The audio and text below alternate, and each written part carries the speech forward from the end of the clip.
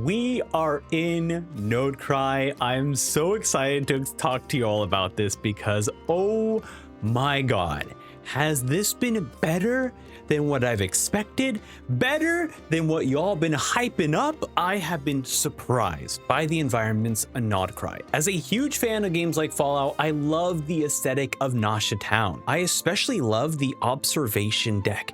You can just look out and see everything that Hoyoverse has created in Nodecry. And also, here are just the other amazing locations that I was able to visit throughout my journey in Act 1.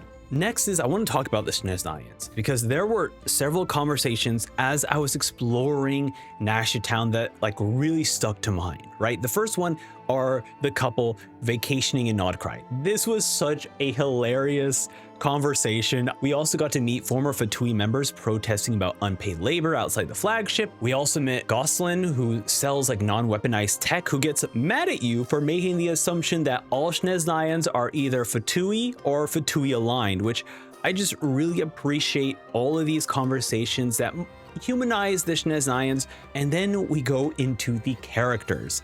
I want to first talk about Inefa and Ino. I really enjoyed the relationship between Inefa and Ino. They remind me of the duo Hakase and Nano from Nichijou, which Flynn's, I hope we learn more about Flynn's. Now, the Curatorium of Secrets is a fun group of characters. Nefer being this sexy badass who is the best information broker in Nodecry, and maybe the entirety of Teyvat. And then you have Yehoda, who is just this goofy overthinker, always thinking of ways to not do her job. It's just a wonderful duo of characters that really complement each other nicely, and it makes me very excited to see how Hoyoverse handles more character interactions in the future. Also, another character, we get to see the Marionette.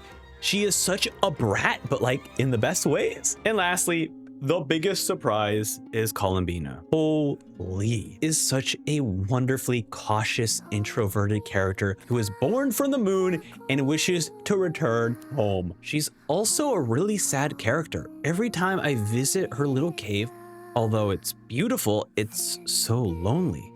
And I hope that we can continue to help her in finding more meaning in life and in friends. I also was surprised by Lauma. She is such a kind-hearted soul trying to do what is best for the people around her. And she does this while leading the Frostmoon Scions. She also has some insane lore, as she knows about the true moon, which we learn is the Frost Moon, as the other moons, the Eternal and the Iridescent, have broken apart by Descenders. There's just so much lore and story drops during Act 1. I just won't be able to get to everything.